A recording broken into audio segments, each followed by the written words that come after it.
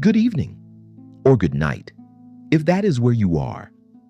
Wherever you are listening from, you can let your shoulders come down now and let your breathing slow because nothing here asks anything of you.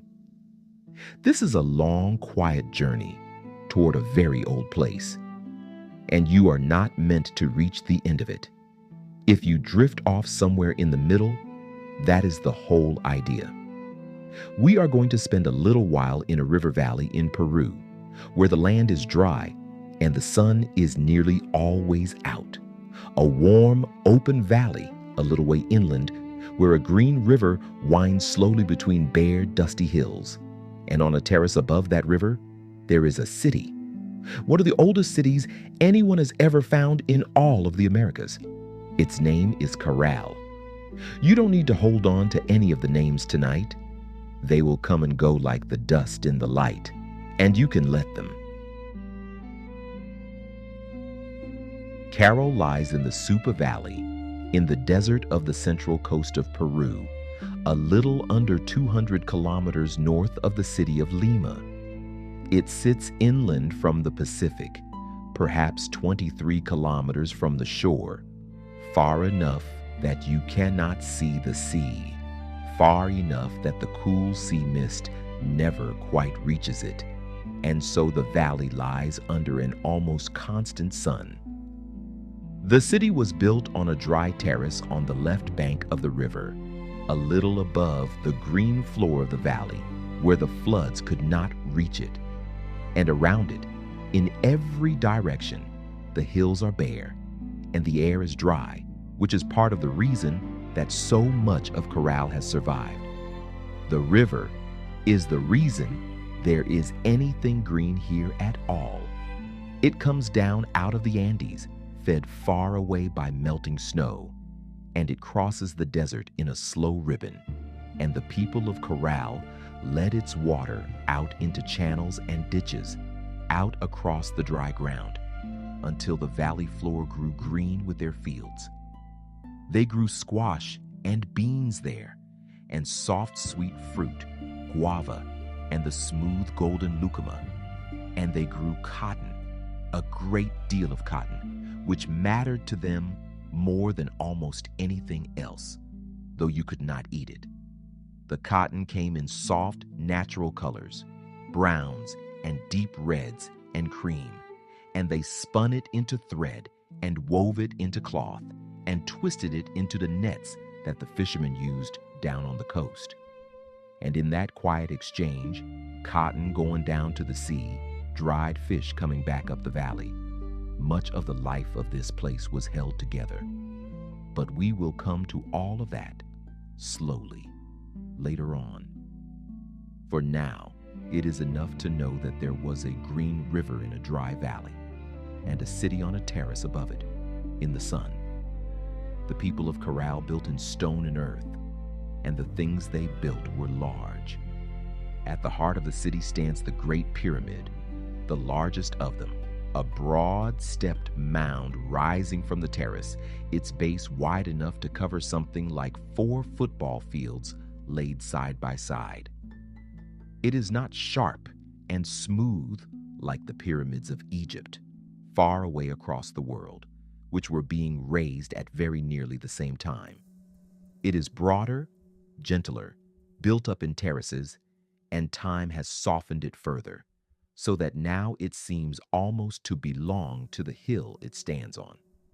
Across the front of it, a wide staircase climbs, 9 meters across, broad enough for many people to ascend together, rising the full height of the mound, which stands somewhere between 18 and 28 meters, depending on where you begin to measure and where you choose to stop. You can let that vagueness be. The people who climbed it were not counting meters. They were climbing step after step in the early light toward the rooms at the top, toward an enclosed space and a small chamber whose walls were set with little niches arranged almost like a row of quiet faces watching the room. And up there, off to one side, there was a fire. a sacred fire, in a small altar where offerings were burned, beads and bits of bright quartz, small fish and shells brought up from the coast, and things grown in the fields. The smoke would rise from it, thin and steady, climbing into the still air above the pyramid in the warm and nearly constant sun. If you were to stand at the top of the Great Pyramid and look out, you would see the rest of the city laid below you. Caral was a planned place, not something that grew up by accident. It had a higher part to the north, where the largest of the public buildings stood, and a lower part to the south, with smaller ones, and a great open space between the mounds, a kind of plaza that the buildings turned to face. There were no walls around the city, no defenses, nothing built to keep an enemy out. The terrace itself, raised above the valley floor, was protection enough against the floods and against people, it seems. They did not feel the need to build at all.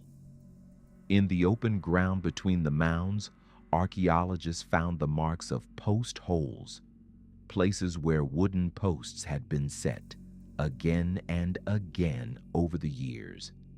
They think there were stalls there, set up from time to time, where people came to trade and exchange the things they made and gathered and grew. You can imagine the plaza full on those days, and then empty again.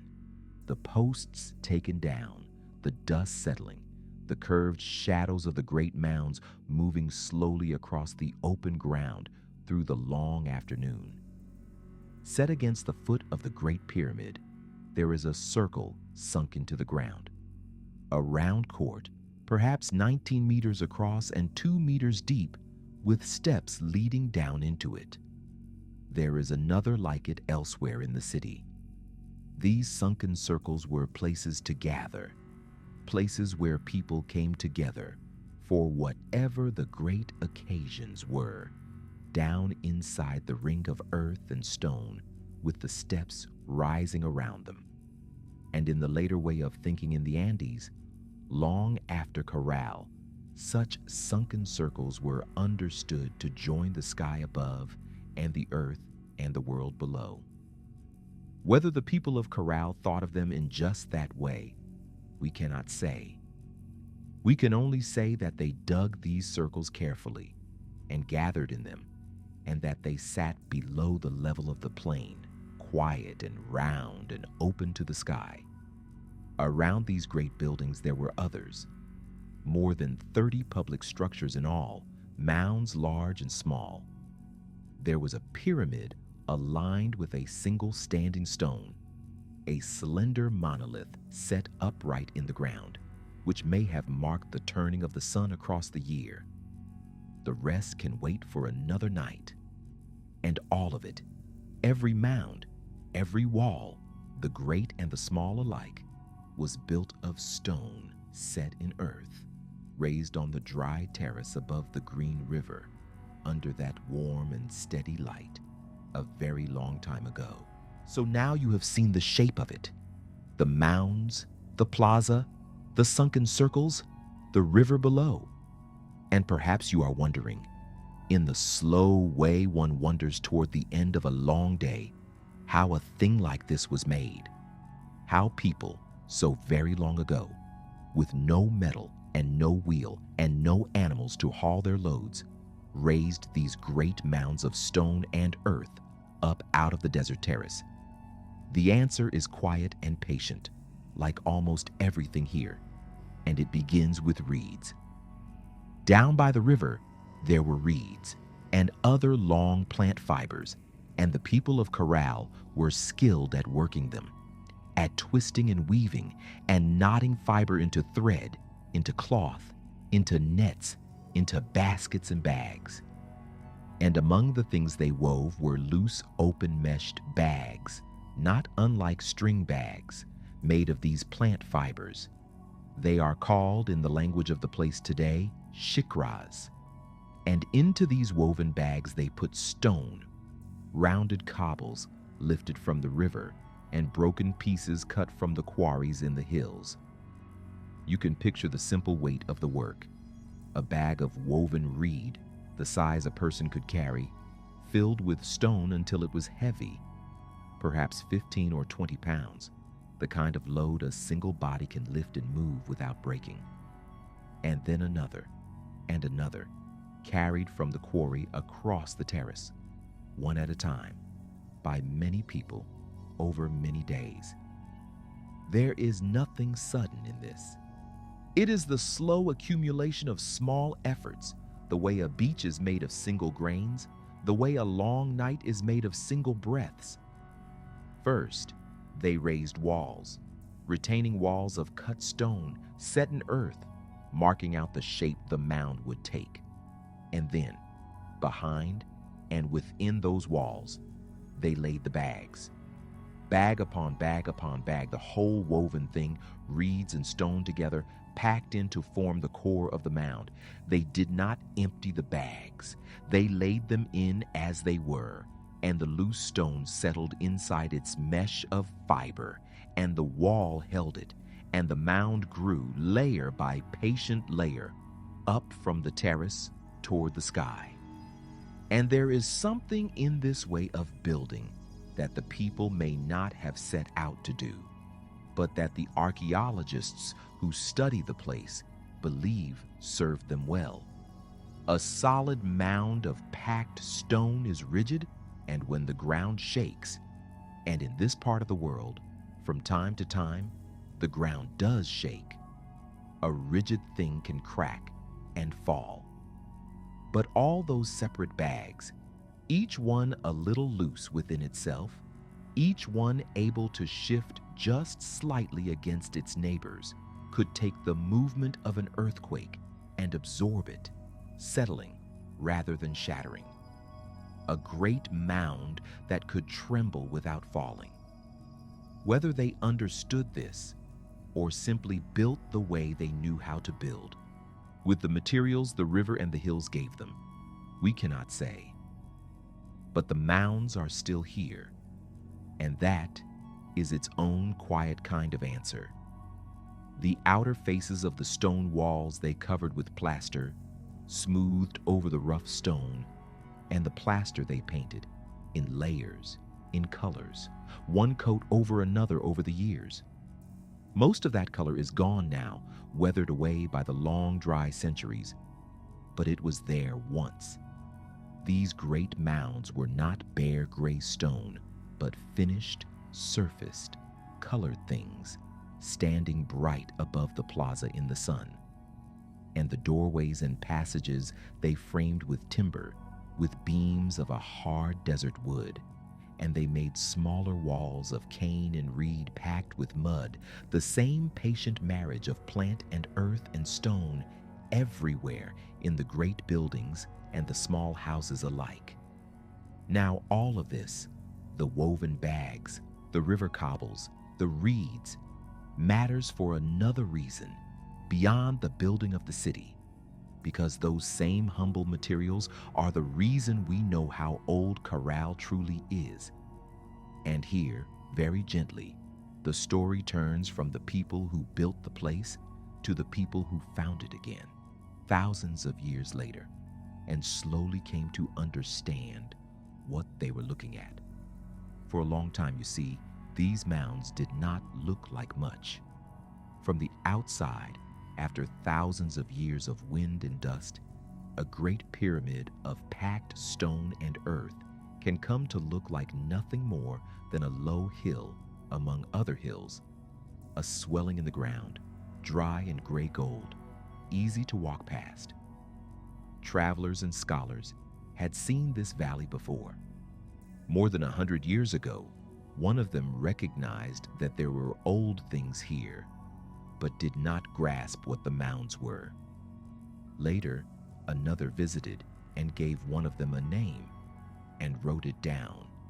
But few people paid him much attention because it seemed impossible that anything here could be as old as he half suspected.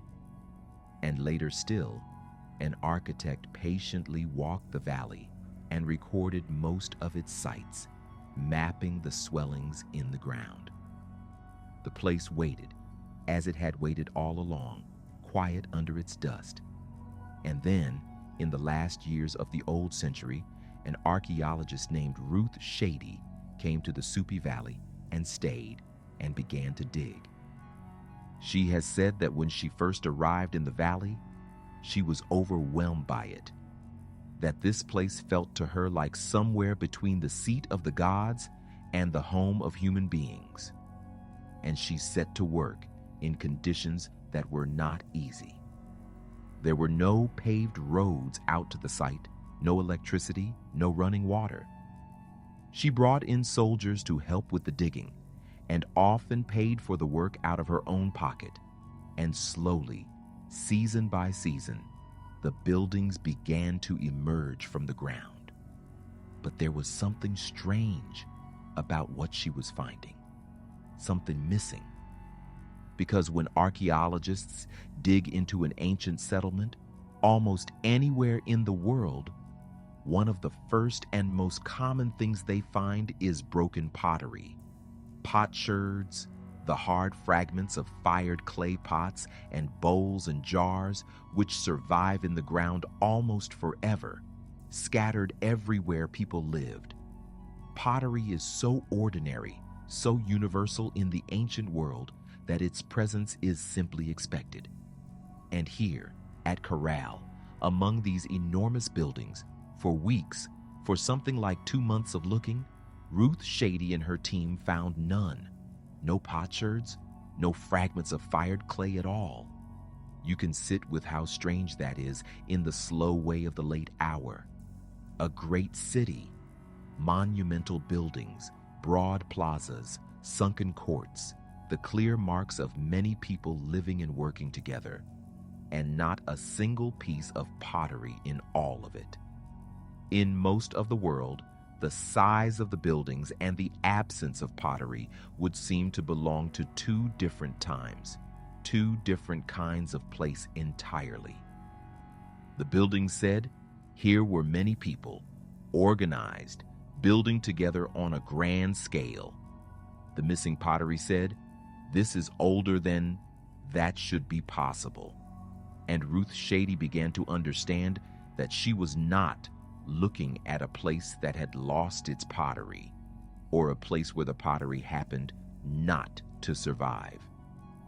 She was looking at a society from before pottery, a people who built on this enormous scale, who wove fine cloth and raised great mounds and gathered in sunken circles, and who did all of it without ever making a single fired clay pot.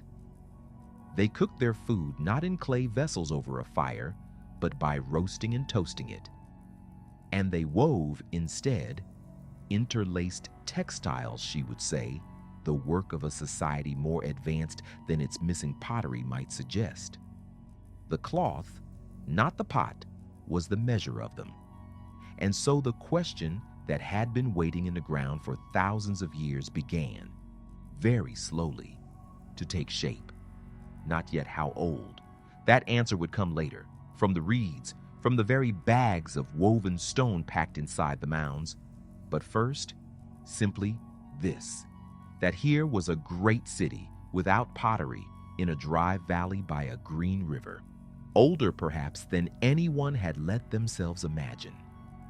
And the dust settled over the dig at the end of the day, as it had settled every evening for 5,000 years. And the mounds stood quiet in the last of the light, keeping their age a little longer. So let us come back, slowly, to the reeds, to those bags of woven plant fiber, the shikras, packed by the 1,000 inside the great mounds, layer upon layer, holding their loads of river stone. They had been laid there by hands at the very beginning, when the city was raised, and then they had simply stayed, folded into the dark heart of the mounds, away from the light, away from the rain that almost never falls in that dry valley. And because the air there is so dry, and the bags lay so deep and so undisturbed, the reeds did not rot. They waited in the dark, more or less as they had been left. And reeds, you see, are a kind of clock. Not in themselves, a reed does not keep time, but in what they are made of. Every living thing that grows takes in carbon from the air around it while it lives, and a tiny faint trace of that carbon is of a particular restless kind, a kind that very, very slowly changes and fades away once the living thing has died. It fades at a steady, known pace over thousands of years. And so, if you can measure how much of that faint trace is left in something that was once alive, a reed, a fiber, a seed, you can reckon with care how long ago it stopped living, how long ago it was cut and woven and laid down in the dark. Ruth Shady understood this. She understood that the humble reeds in the shikras, the plant fibers that had been gathered fresh from the riverbank and woven into bags at the moment the city was being built, were very nearly the perfect thing to measure. They had grown for a single season and then been cut. They had been buried almost at once, deep in the mounds, sealed away from the light. They had not been disturbed or rebuilt or replaced. Whatever age they gave would be as closely as such things can ever be, the age of the building itself, the age of the work of those hands. And so, toward the end of the old century, in the year 1999, she sent some of these fibers away, far away, to the north, across the whole length of the Americas, to laboratories in the United States, to 2 researchers there who had the means to make the measurement. The reeds that had lain in the dark of the mounds for all those thousands of years were lifted out and chosen and sent off to be read like the pages of a clock. And then there was nothing to do but wait. You can let the waiting be long in the slow way of the late hour. The mounds stood as they had always stood. The river ran green between the dry hills, and somewhere very far away, in rooms full of careful instruments, the faint trace in the reeds was being measured and counted and checked. There is no hurry in any of this now. The answer had been waiting in the ground for 5,000 years. It could wait a few months more. And when the answer came back, near the very end of the year 2000, it was this: the reeds were old, far older than the cautious guesses, far older than most had let themselves believe. The fibers, and so the bags, and so the mounds, and so the city, reached back something like 4,600 years, to a time around 2,500 years before the Common Era. Caral, this great city in its dry valley, had been built and lived in and filled with the sound of work and ceremony at a time when, on the far side of the world, the pyramids of Egypt were rising. The 2 were very nearly of an age. Take a moment with that, if you are still awake to take it, and if you are not, it will keep. A city in the Americas, as old as the pyramids of Egypt, older by more than 1,000 years than anything anyone had been confident to call a city anywhere in all the Americas before. For a long while, scholars had thought the great ancient cultures of this part of the world came much later, that the deep past of the Andes was a simpler, emptier thing. And here, in the reeds, was the evidence that more than 1,000 years before any of that, in a dry valley by a green river, people had already gathered in their thousands and raised their mounds and woven their cloth and lit their fires. One of the researchers who received the news, it is said, took it calmly enough at first, and then could hardly contain himself for days afterward. So large was the thing the reeds had told them. Another scholar, far from the valley, called it almost unbelievable, and said simply that it pushed the oldest known dates for a city in the Americas back by more than 1,000 years. The measurement was made with care, checked against the slow-known fading of that trace of carbon, calibrated against the long records, the work shared among more than one laboratory so that no single reading stood alone. It held. The reeds did not lie. Caral was as old as it seemed, and there is something fitting in the slow logic of the late hour that it was the reeds that told us, not gold, not stone, not some grand inscription. There were no inscriptions here. It was the humblest thing in the whole city. The river plants, gathered by the armful, woven into rough bags, filled with stone, carried one at a time across the terrace, and packed away in the dark to hold up the mounds.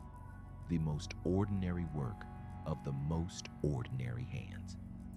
That is what survived and waited, and finally spoke, and told us how old it all was. The building and the dating of Caral are, in the end, the same humble thing. Reeds from the river and patience. So now we know roughly when. Somewhere a little after 2,500 years before the Common Era, and on for many quiet centuries after that, this valley held a living city.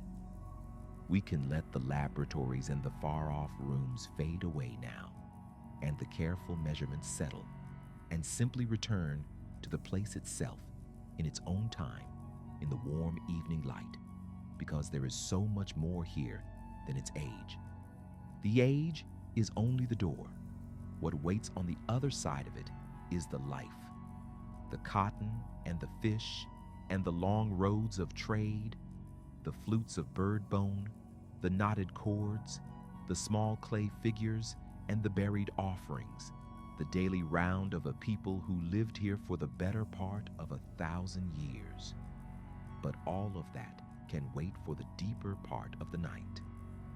For now, it is enough to know that the reeds told the truth, and that the truth was older than anyone had dreamed, and that the city in the dry valley took its place, at last, among the oldest cities of the world. The smoke rises thin from the altar at the top of the great mound, as it has done in our imagining all evening. The river goes quiet and gray below.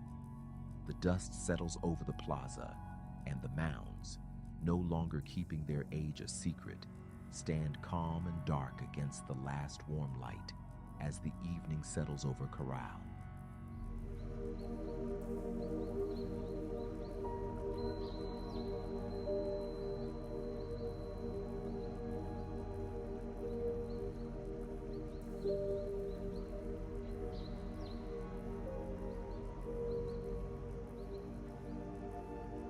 Let us go down, now, slowly, from the mounds into the fields by the river, where the real work of keeping the city alive went on.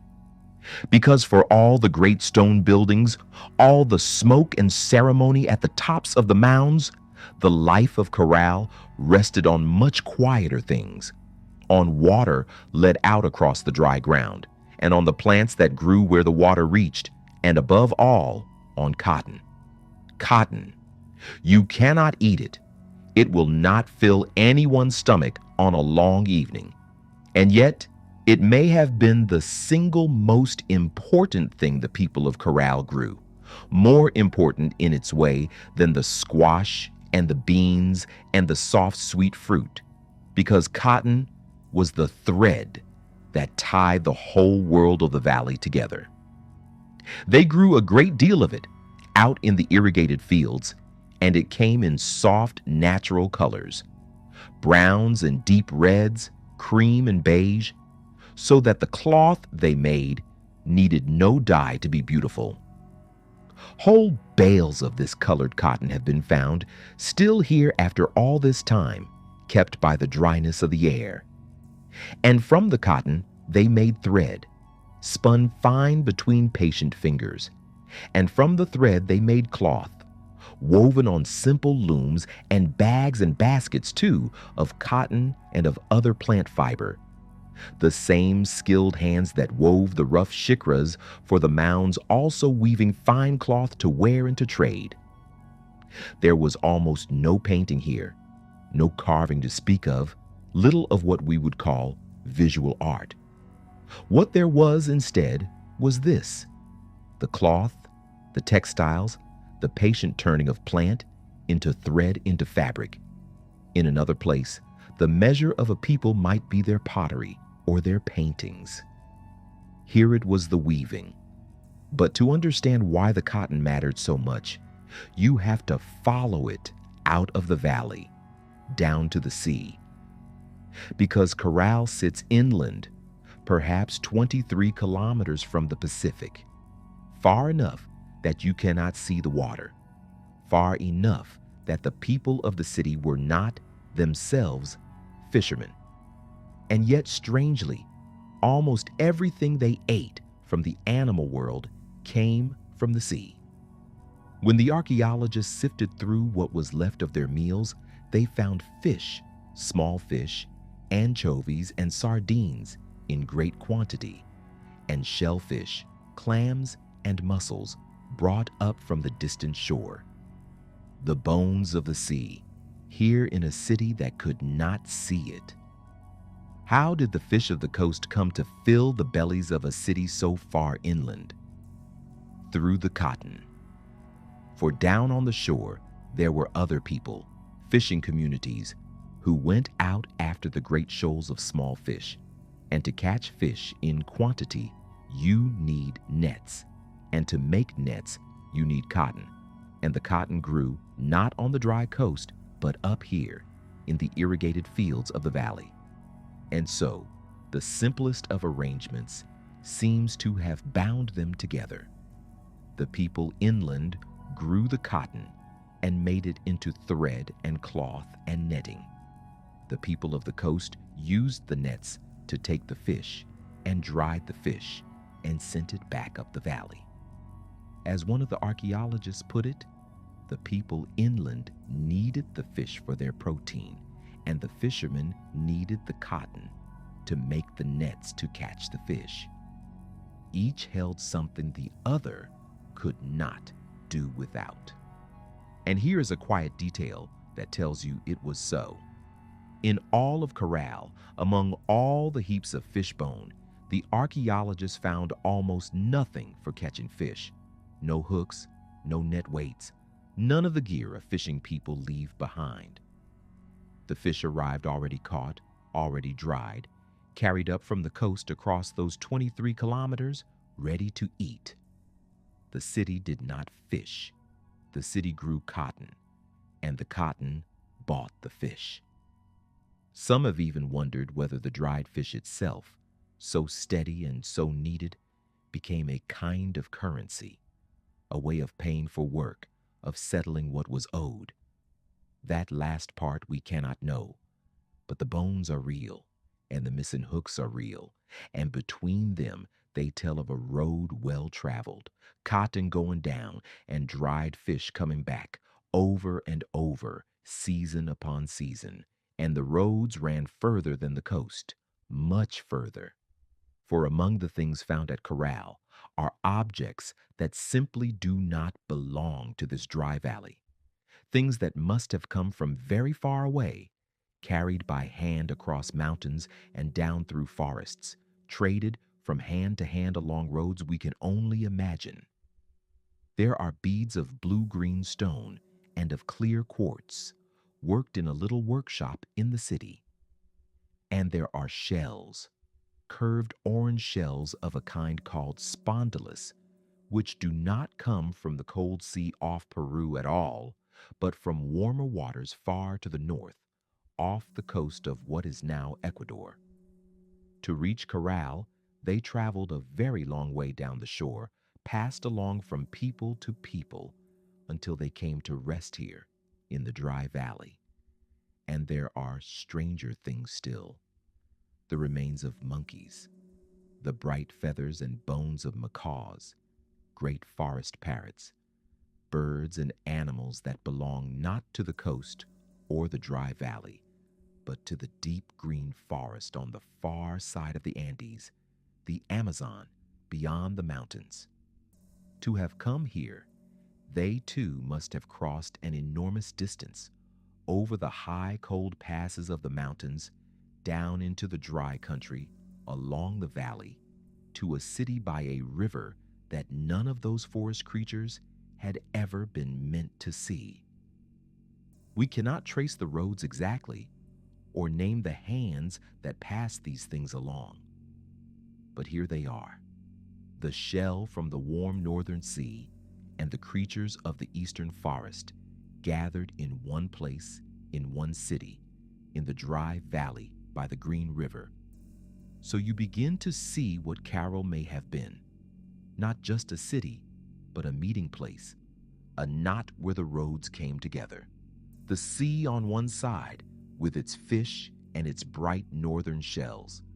The mountains and the forest on the other, with their monkeys and their feathers and their stone. And in the middle, in the warm, dry valley, the city that grew the cotton that everyone needed, gathering it all in, sending it all on. A place where the produce of the sea, the mountains, and the forest came quietly together, carried by patient feet along the long roads and laid down here among the mounds. And all of it moved at the pace of a walking person. There were no carts here, no animals to ride or to drive, no wheel turning anywhere in this whole world. Everything, the cotton, the dried fish, the shell from the northern sea, the feathers from the eastern forest, every stone in every mound, moved only as fast as someone could carry it on their own back, one load at a time, along the dusty roads, under the warm and nearly constant sun. The whole of Caral, its building and its trade and its daily bread, rests on that slow and patient carrying. Bag of stone after bag of stone, bundle of dried fish after bundle of dried fish, coil of cotton thread after coil of cotton thread, the slow accumulation of small efforts again as the evening settles and the light goes long and gold across the valley. Let that be the rhythm you drift on, if you are drifting now.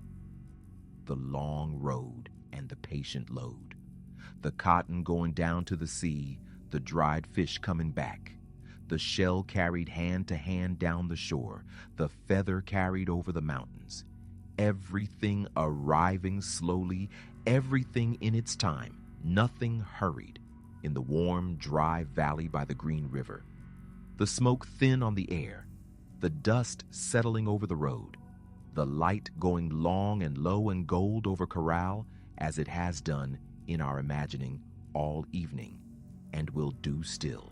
Come down with me now, slowly, into one of the sunken circles, down the worn steps, into the round court set below the level of the ground, where the people of Caral once gathered. It is empty in our imagining at first, only the curved steps rising around you, and the dust in the still air, and the deepening evening light falling across one side of the ring while the other lies in shadow. This was a place for coming together, and one of the things that may have filled it on the great evenings was music. For here, in and around one of these sunken courts, the archaeologists found instruments, a set of flutes, slender flutes made from the bones of birds, from the long wing bones of the condor and the pelican, the great birds of the heights and the shore. More than 30 of them laid together, kept all this time by the dry air, and with them a larger group of horns made from the bones of deer and of the llama, instruments to be sounded, to be blown, to fill the round court with tone in the gathering dark. And the flutes were not plain. Along their pale surfaces, someone had carved small figures, monkeys and birds and serpents and stranger things, birds with the features of other creatures, a serpent wearing the face of a bird, a doubled head where bird and serpent met. The makers blew them through an opening in the middle, and the breath became sound.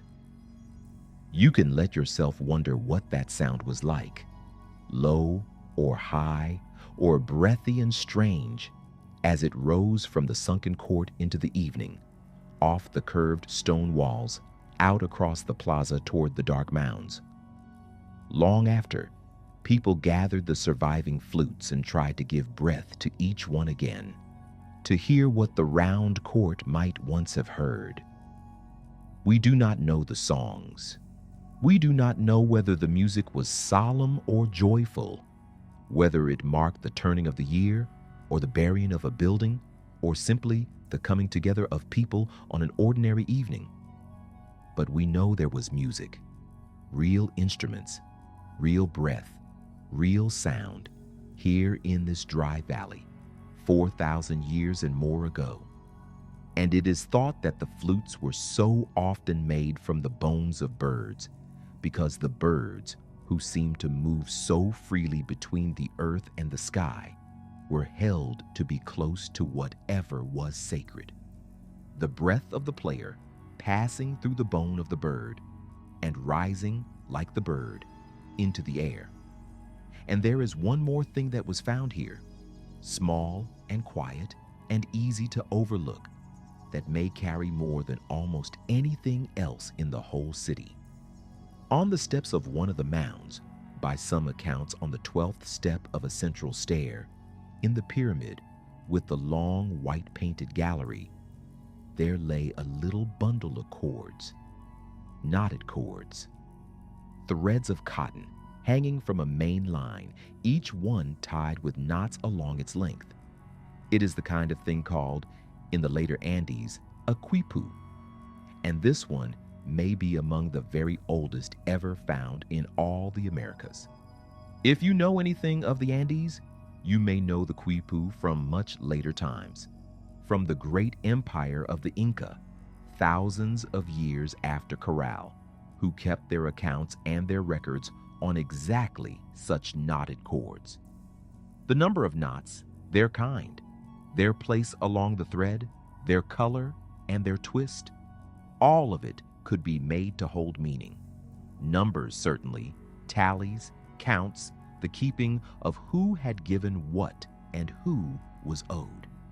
And perhaps more than numbered crests, perhaps something closer to records, to memory held in the hand, in cotton and in knots, by a people who never wrote a single word in the way we mean writing.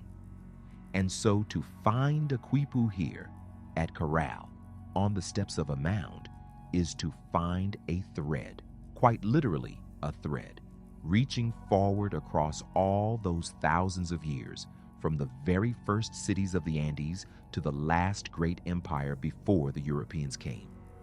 The archaeologist who studied Caral has called it the oldest such quipu, and has seen in it the beginning of a way of holding knowledge that would run on down the ages, knot by knot, cord by cord, all the way to the Inca. Whether this early one held numbers or words or both, we cannot say.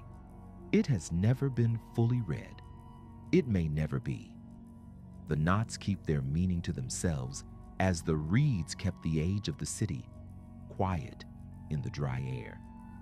You can let that be a comfort, perhaps, in the late hour, that not everything is meant to be read, that some things are simply kept.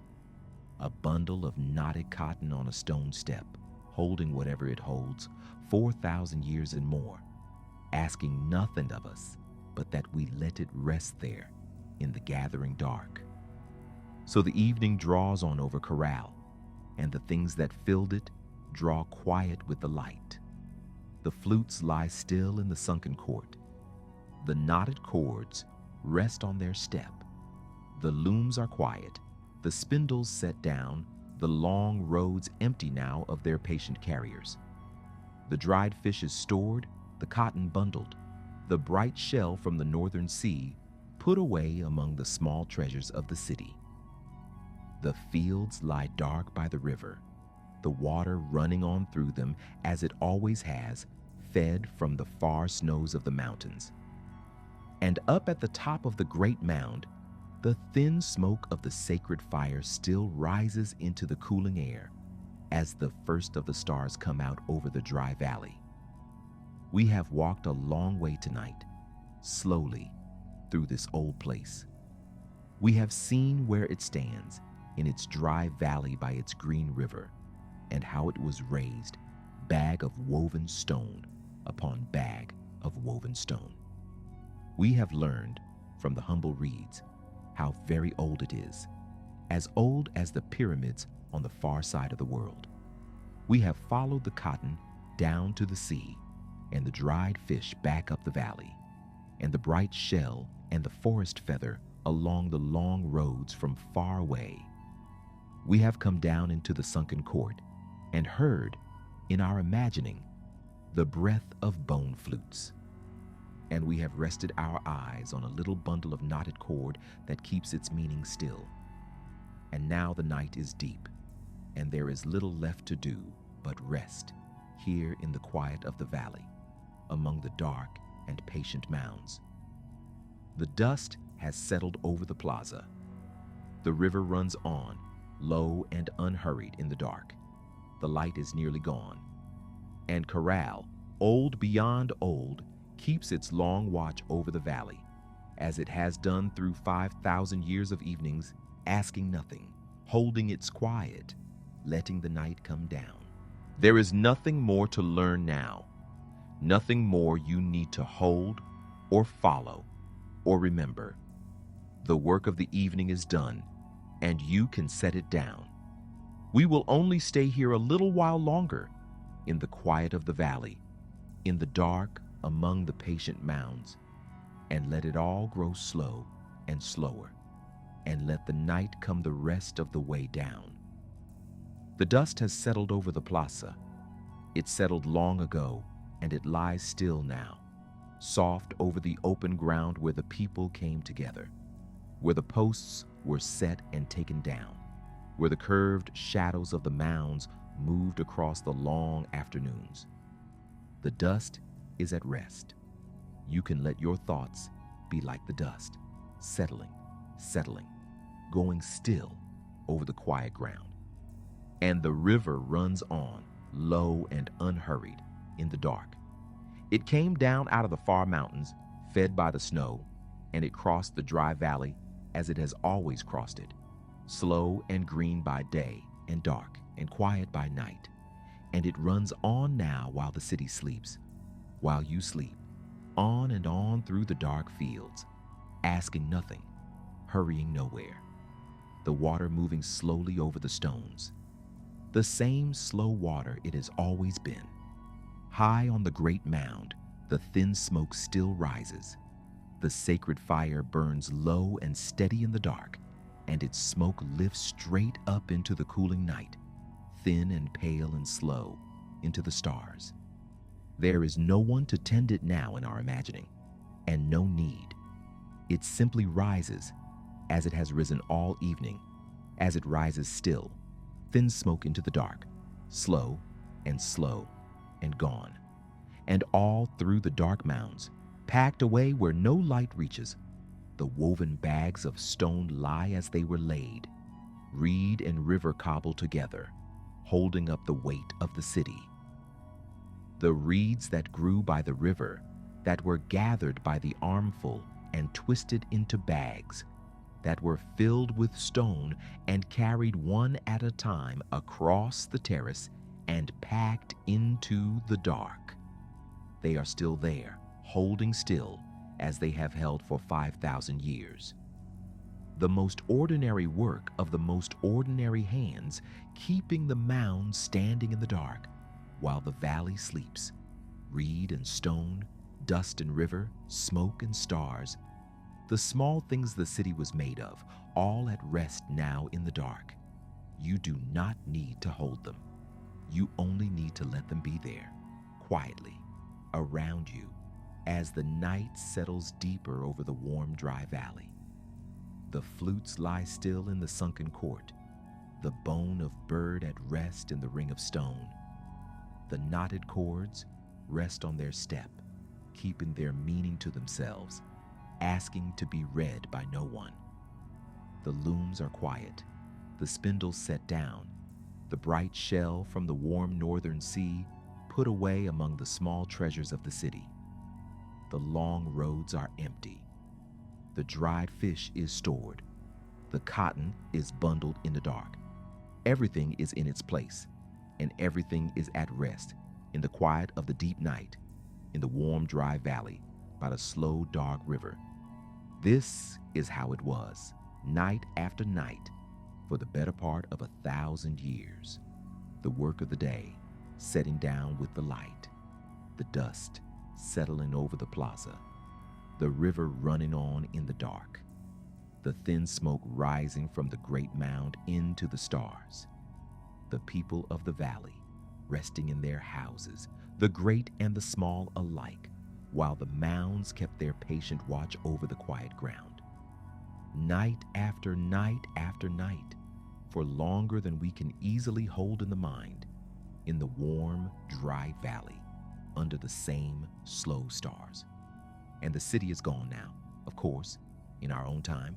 The people long departed, the fires long cold, the bright cloth and the knotted cords gone to the dryness and the dust. But on the nights we are imagining, it is all still here, whole and quiet and at rest, the mounds standing, the smoke rising, the river running, the dust settling, the stars turning slowly over the warm, dry valley. And it asks nothing of you. It only lets you rest here a little while in the dark among the patient stones. So let it go now, the dust settling over the plaza. You can let it settle. The river running slow and dark through the fields. You can let it run. The thin smoke rising from the great mound into the stars. You can let it rise and thin and fade. The reeds in the dark of the mounds holding the weight of the city. You can let them hold. There is nothing for you to carry. There is nothing for you to keep. It is all at rest in the warm, dry valley, in the deep and quiet night. The dust is settled. The river runs on. The smoke rises thin and fades. The stars turn slow over the dark and patient mounds. And the warm, dry valley holds its quiet as it has held it through 5,000 years of nights, asking nothing, keeping nothing from you, letting the dark come gently down. Rest now. The valley is quiet. The night is deep.